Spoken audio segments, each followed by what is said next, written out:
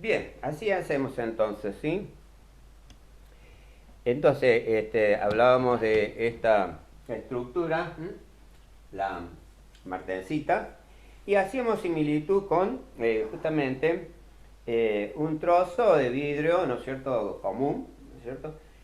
Lógicamente es mucha dureza, una lámina de vidrio de esta naturaleza, y si se nos cae, por ejemplo, o le aplicamos un golpe, por decirlo de algún modo, ¿no es cierto?, vamos a observar que se rompe, se fractura en astillas. Esas astillas, digamos, generan la estructura que le llamamos acicular, forma de agujas. Esta misma estructura es la que presenta entonces el constituyente del acero templado, que se denomina martensita, y aquí la estamos observando, ¿no? Como en el diagrama, se presenta por debajo normalmente de los 250 grados, porque justamente esa, ¿no es cierto?, es la fase, ¿no es cierto?, que genera, ¿no es cierto?, esta elevada resistencia. Claro que nosotros cuando templamos buscamos, ¿no es cierto?, aumentar la resistencia del material, del acero, y en esta condición, ¿no es cierto?, es que lógicamente llevamos a la máxima resistencia que vamos a utilizar, pero como la estructura es muy complicada, ¿no es cierto?, ante los esfuerzos, tenemos que hacer un tratamiento posterior para disminuir, ¿no es cierto?, esta formación y darle, ¿no es cierto?, el carácter de resistencia que mencionábamos, ¿no es cierto?, en los distintos componentes mecánicos, ¿no? Por ejemplo, una punta de eje, ¿no es cierto?, tiene una resistencia determinada, es una masa más importante, soporta toda la carga del vehículo, ¿verdad? Mientras que, por ejemplo, un engranaje de caja de velocidad tiene otro tipo de solicitación, ¿no es cierto? Esos engranajes, ¿no es cierto?, dependiendo la marcha, ¿no es cierto?, va a ser la resistencia y el diseño que va a tener. Por ejemplo, si nosotros utilizamos el vehículo que vamos a arrancar, digamos, o poner en movimiento a partir del estado estacionado, digamos, ¿cierto? Cuando ponemos primera, ¿no es cierto?, el vehículo empieza con toda esa masa a ponerse en movimiento. Pero cuando vamos, ¿no es cierto?, a una determinada velocidad, por ejemplo, tercera, cuarta, y ponemos una marcha siguiente, ya el vehículo tiene una determinada inercia, ¿no es cierto?, y lo que provocamos, ¿no es cierto?, en ese cambio es una aceleración, donde no es importante o no es tan importante el esfuerzo, ¿no es cierto?, dinámico que vamos a modificar. Por lo tanto, acá nosotros tenemos un diseño de menor resistencia, digamos, a la transmisión del esfuerzo que sufren esos dientes en el engranaje, ¿cierto? Y puede ser, digamos, por un lado, un engranaje de menor diámetro, los de cuarta, quinta, y queda así de esta velocidad, son más pequeños, los dientes son más finos, pero tienen un mayor número de dientes que el que puede generar, digamos, una primera velocidad, ¿no es cierto?, donde, como digo, esos dientes son menos, el engranaje más grande, porque el módulo, es decir, el espesor del diente, ¿no es cierto?, es mayor para que pueda resistir el esfuerzo, ¿no es cierto?, necesario para iniciar el movimiento.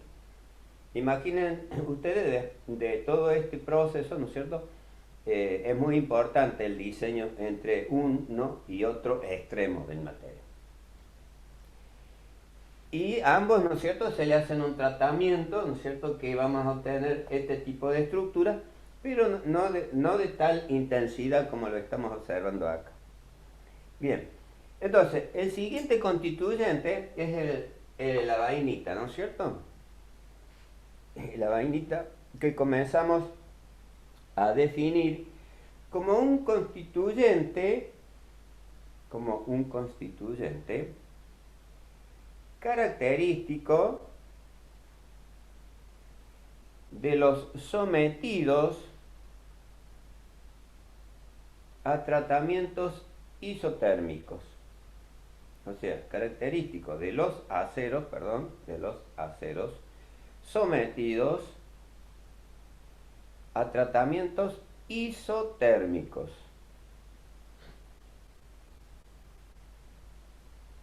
Punto y aparte.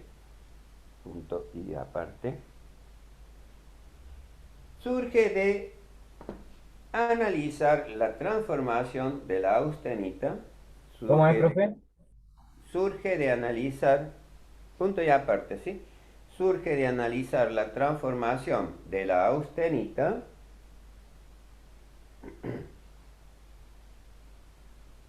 a temperaturas constantes.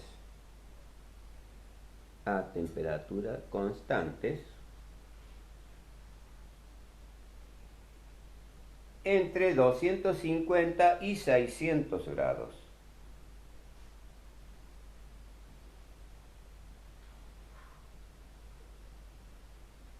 Entre 250 y 600 grados. Punto y aparte. La vainita superior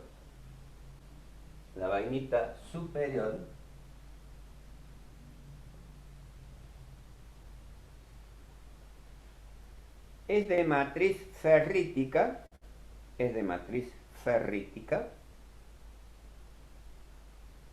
conteniendo carburos.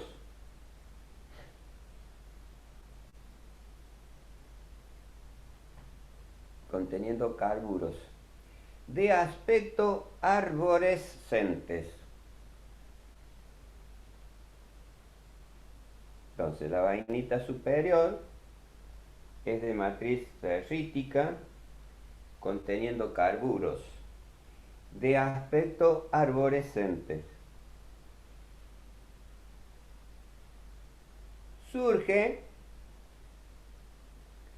en la transformación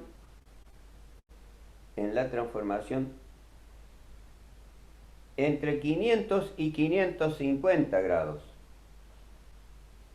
Surge de la transformación entre 500 y 550 grados.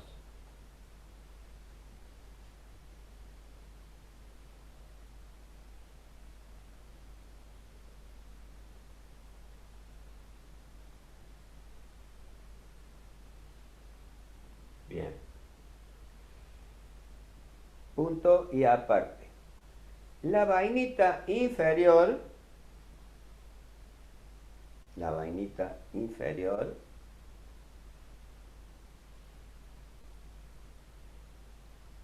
contiene agujas alargadas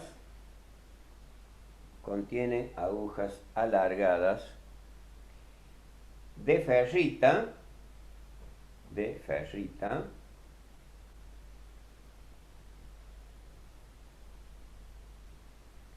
con placas de carburo,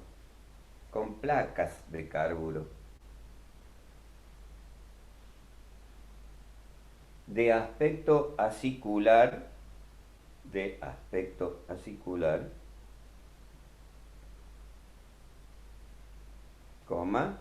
surge de la transformación entre 250 y 400 grados centígrados.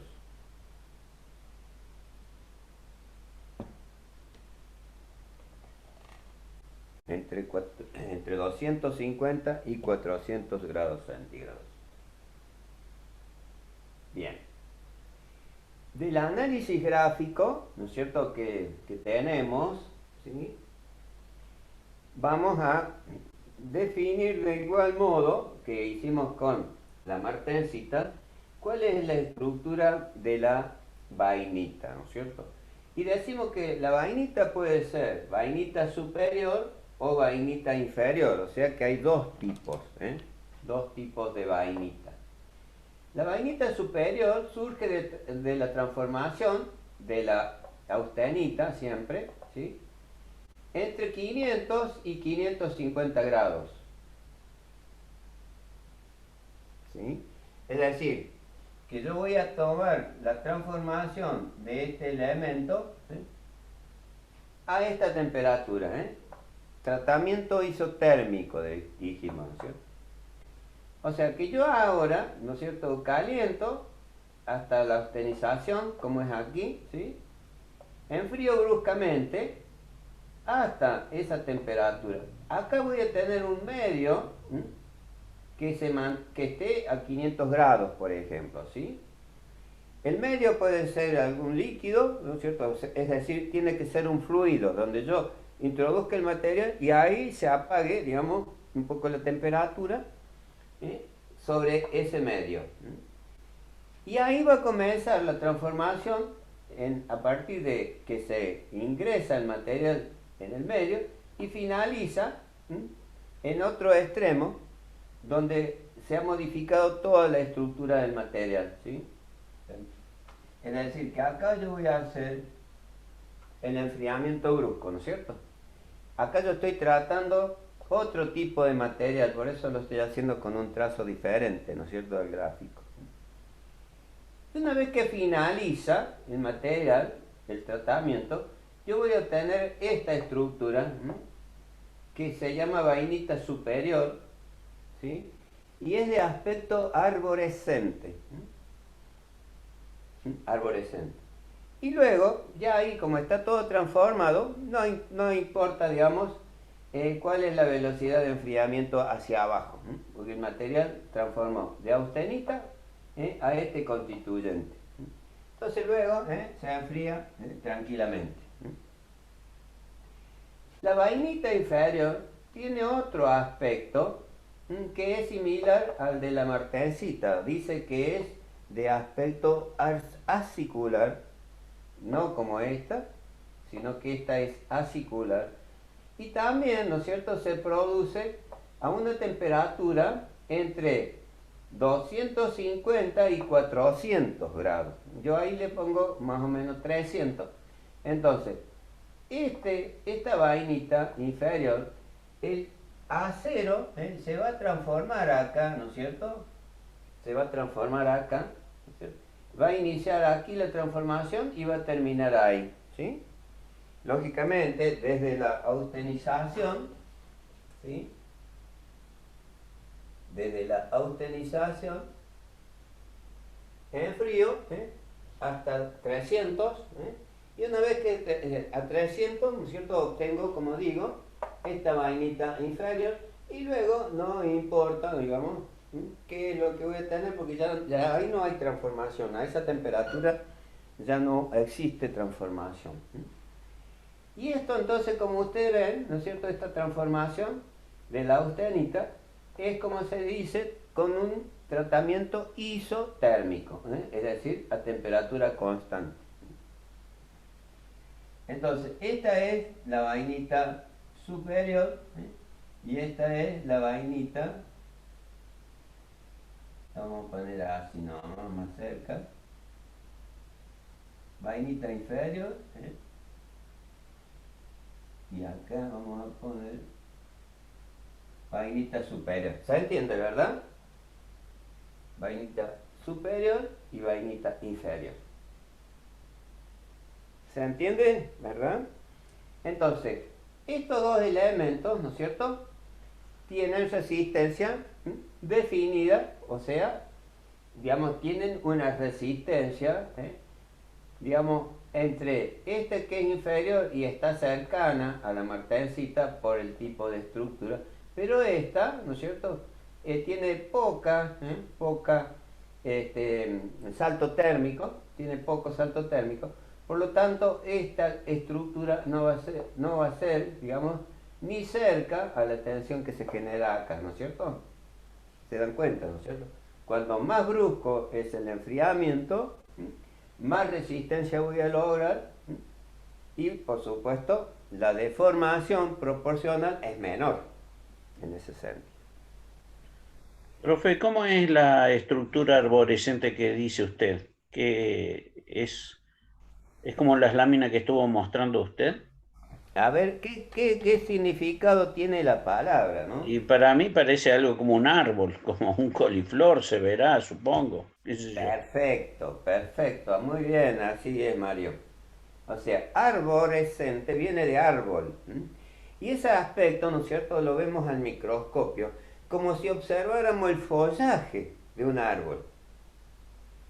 ¿Se entiende? Es decir, imaginemos en un conjunto de hojas, ¿no es cierto?, en las ramas del árbol, y hace, digamos, al tipo de estructura que se observaría al microscopio. Sí, Pequeñas formaciones de los granos, ¿cierto?, que le dan el aspecto del follaje, que estamos mencionando. Por eso es arborescente. En cambio, a diferencia, como decimos, de la vainita inferior, que es acicular. No al extremo, ¿no es cierto?, pero es en agujas, ¿eh? Es decir, constituyente más alargado, en ese sentido. Bien, ahora vamos a definir la característica de la troostita, que es otro constituyente microscópico, característico de los aceros, ¿no es cierto? A ver, bueno, la troostita. A ver qué me pasó acá. Ah, bien. Bueno, decimos troostita, troostita, es un constituyente de agregados finos, es un constituyente de agregados finos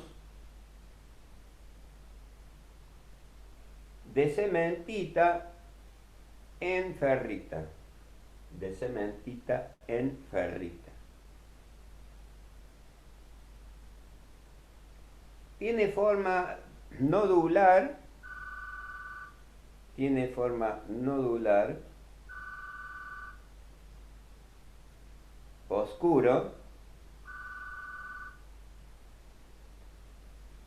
posee una resistencia, el sigma, una resistencia de 140 a 175, 140 a 175 kilos sobre milímetros cuadrados.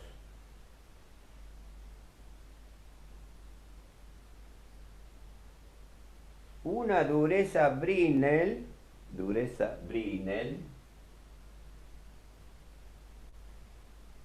de 400 a 500.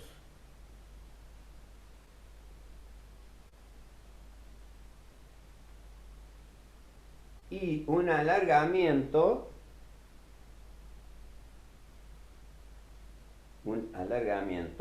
de 5 a 10%.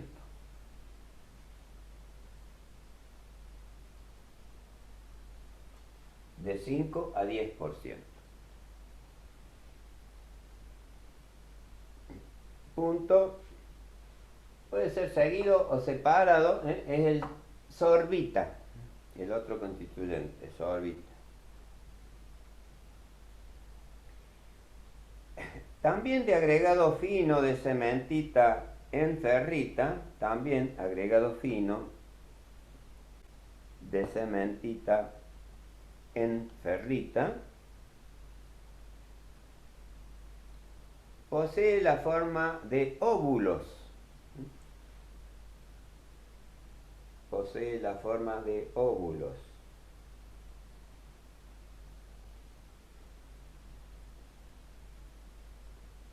Posee una resistencia a la tracción.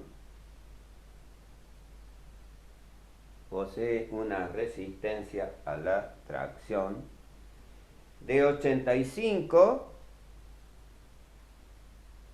a 140 kilos sobre milímetros cuadrados.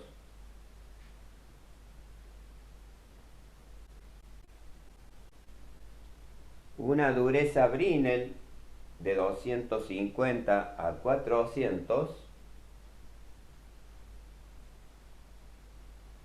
y un alargamiento y un alargamiento. ¿De 250 cuánto, profe?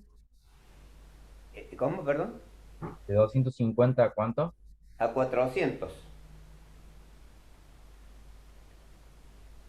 Y un alargamiento del 10 al 20%.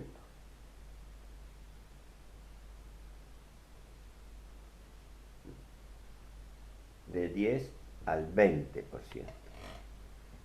Bien, entonces en el gráfico también vamos a representar, ¿no es cierto?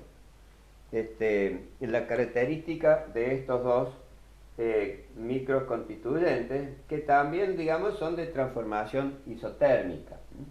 Entonces, la troostita, ¿no es cierto?, es un microconstituyente que estaría definido, digamos, con el enfriamiento de la austenita. Acá lo hacemos con el trazo verde, ¿sí? Hasta la temperatura, ¿no es cierto?, en principio, como le estaba indicando, entre aproximadamente 250, o sea, perdón, 350, es decir, una temperatura intermedia entre la vainita, ¿no es cierto? Y luego de que se ha transformado, iniciando acá y finalizando ahí, ¿no es cierto?, a temperatura isotérmica, también, una vez que se ha completado la transformación, ya la velocidad de enfriamiento, esto se hace en horno, ¿no es cierto? La velocidad de enfriamiento es descargar la pieza del horno y a otra cosa, ¿no es cierto? Luego viene un proceso, ¿no es cierto?, de limpieza, ¿no es cierto? O sea, eliminar todos los óxidos superficiales, ¿no es cierto?, que se producen, ¿no?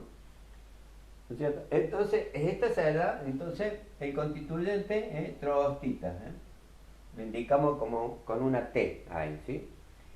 Mientras que la sorbita, ¿no es cierto?, es un constituyente similar, pero esta nos da una resistencia menor que el de la troostita, lo que significa que el salto térmico que vamos a buscar, ¿no es cierto?, con este constituyente, tiene que ser a más alta temperatura, es decir, que estaríamos aproximadamente en esta condición, donde iniciamos en la transformación y la finalizamos ahí, ¿no es cierto?, a partir de la austenita, que sería esta.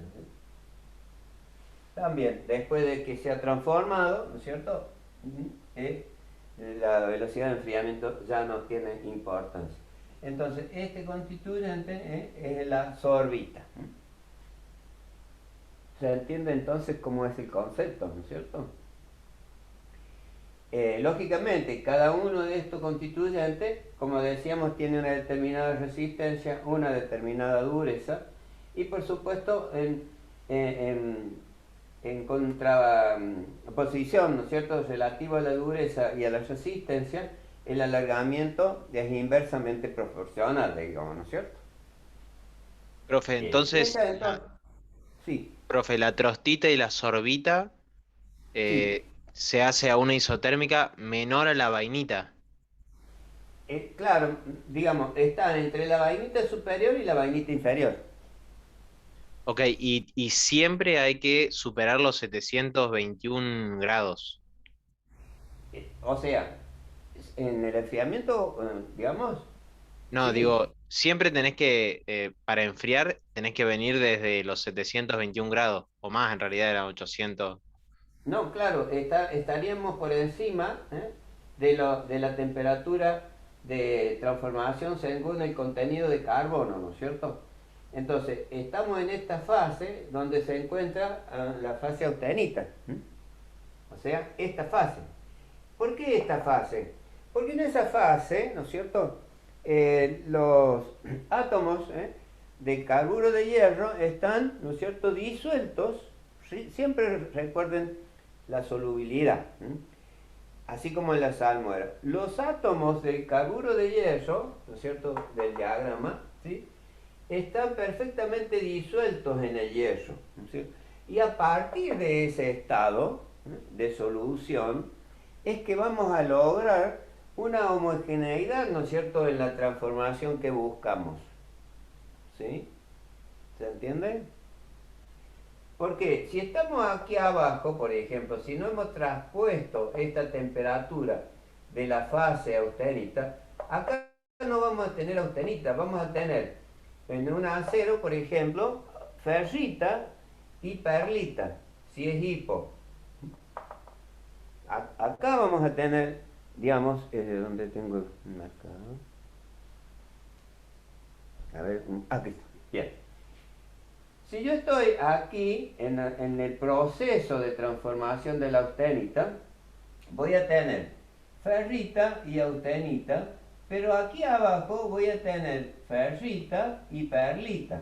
¿Se entiende? Por debajo de 721 grados. Entonces, si yo caliento hasta aquí, voy a tener estos dos constituyentes. Y estos dos constituyentes no me va a dar, ¿no es cierto?, la homogeneidad de la transformación que busco.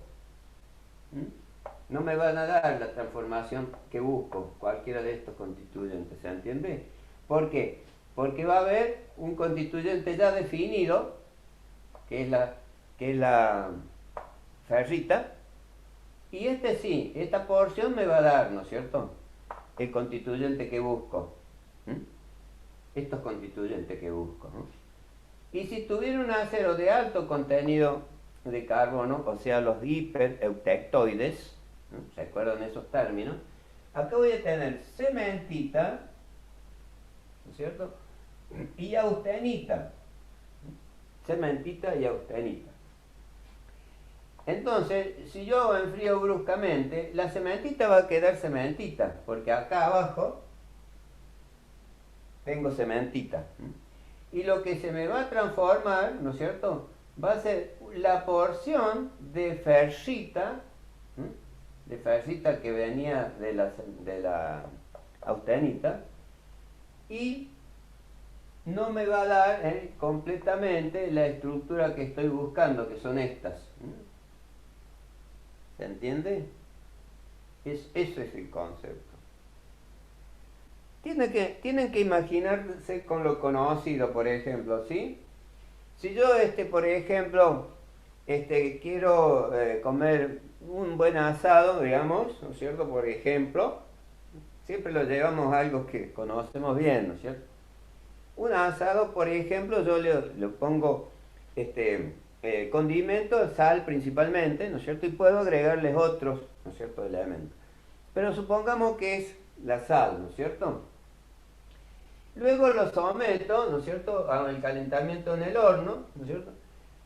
¿Y qué pasa? Si yo lo saco antes del tiempo específico, ¿no es cierto?, para que esté toda cocida esa carne, ¿no es cierto?, lógicamente vamos a tener, digamos, un sabor, ¿no es cierto?, distinto, ¿no es cierto?, si lo saco inmediatamente que lo pongo, a que espero que todo, la masa, digamos, la carne que he puesto, ¿no es cierto?, tenga el tiempo adecuado, ¿no es cierto? Entonces, la textura, tanto como el sabor interno, va a depender, ¿no es cierto?, de ese tiempo que yo le he dado, ¿no es cierto?, dentro a la temperatura del horno. Esto pasa también con la estructura del material. Si yo lo enfrío bruscamente, es como que estoy acelerando el proceso de transformación. Y si lo acelero de tal modo, ¿no es cierto?, voy a obtener la estructura martensita. Pero entre esta estructura austenita y esta, ¿no es cierto?, hay microconstituyentes, ¿no es cierto?, que definen otros tipos de estructuras.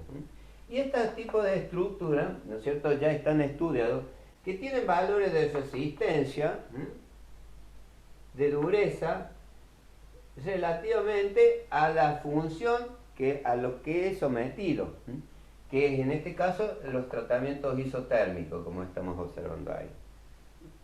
Ese es el concepto, ¿no es cierto?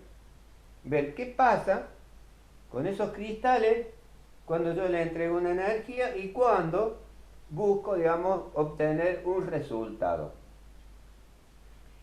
Y siempre el resultado va a estar, ¿no es cierto?, definido por las características que yo le tengo que dar al diseño o a la pieza, ¿no es cierto?, según los esfuerzos a los cuales vamos a someter, ¿no es cierto? Esa punta de eje, esa cigüeñal, la biela, ¿no es cierto?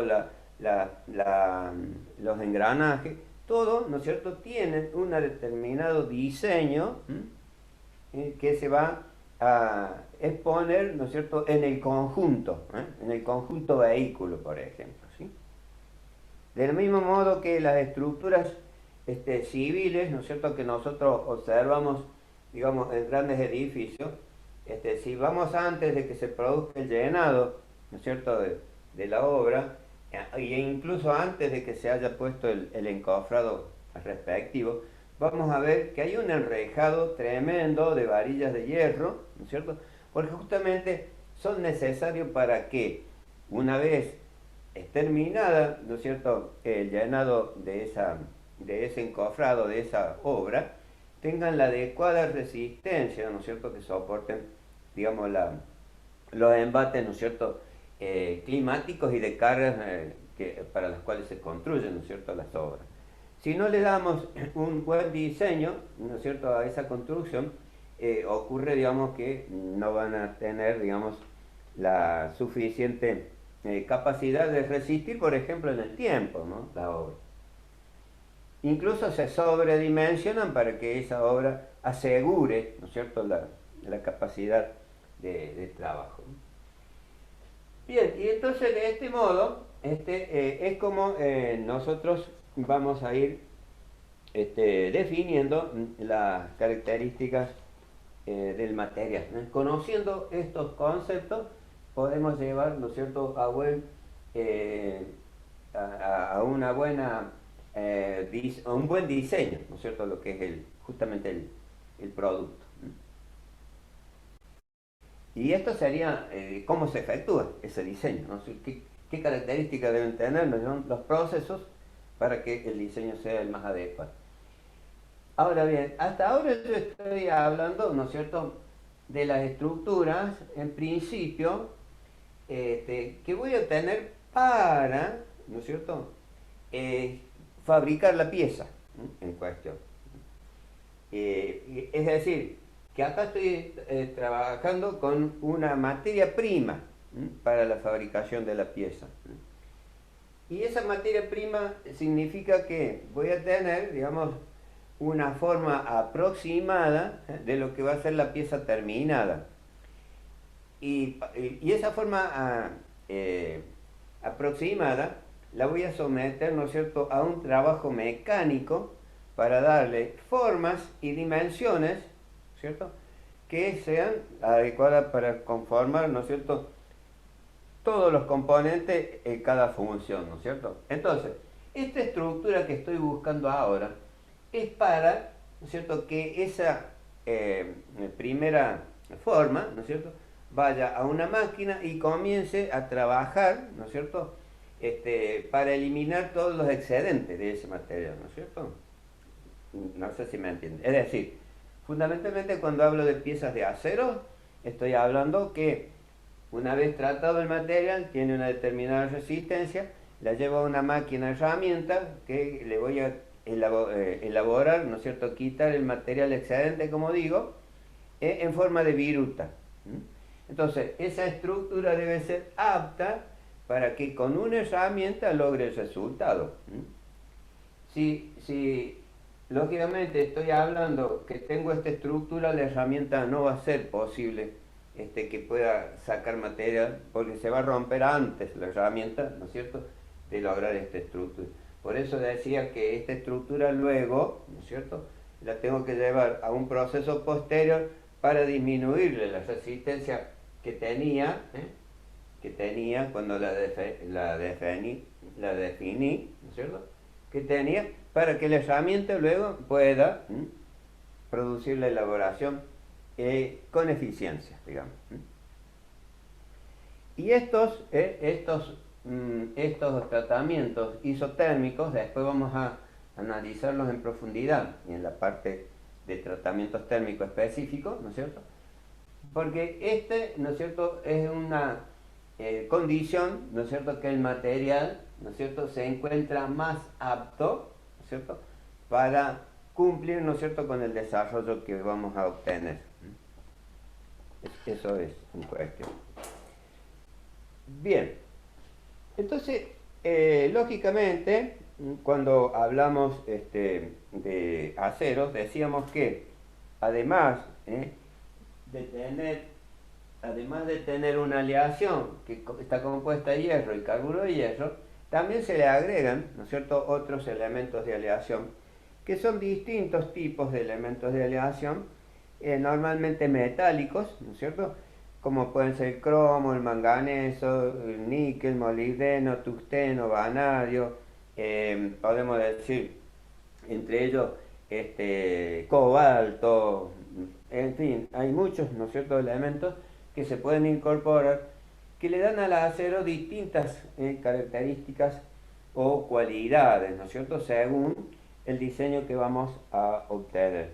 Y así estos elementos incorporados al material, ¿no es cierto?, que le van a dar esas características y propiedades, van a definir, ¿no es cierto?, fundamentalmente el tipo de solicitación que va a tener ese material. Por ejemplo, de ahí podemos obtener, por ejemplo, aceros, ¿no es cierto?, que van a trabajar en condiciones óptimas, ¿no es cierto?, de resistencia, pero también, ¿no es cierto?, aceros que van a trabajar, por ejemplo, o que se diseñan para trabajar en caliente o para trabajar a baja temperatura, o por ejemplo, que van a tener comportamiento elástico, como puede ser los aceros que se utilizan para la fabricación de resorte, como pueden ser el espiral de amortiguación, o bien pueden ser también que puedan trabajar óptimos, ¿no es cierto?, a la torsión, como pueden ser las barras estabilizadoras de un vehículo, ¿no es cierto?, todos esos aspectos, y también, ¿no es cierto?, aceros que son resistentes a la oxidación, como son los aceros inoxidables, y también, ¿no es cierto?, hay de varios tipos en este caso. Entonces, ahora vamos a ver, ¿no es cierto?, dentro de las múltiples piezas que se fabrican en este concepto de las aleaciones, y podemos nombrar, digamos, como ya lo había efectuado, ¿no es cierto?, hace un rato, distintos elementos. Entonces, como piezas de estructuras de acero, ¿no es cierto?, también podemos nombrar algunas piezas que no solo serían las aleaciones de acero propiamente, como hemos estado viendo ahora, sino que las piezas, ¿no es cierto?, que se construyen con aleaciones de fundición. Y esa fundición, ¿no es cierto?, es la que va a tener distintos comportamientos al respecto de eso. Y lógicamente todas estas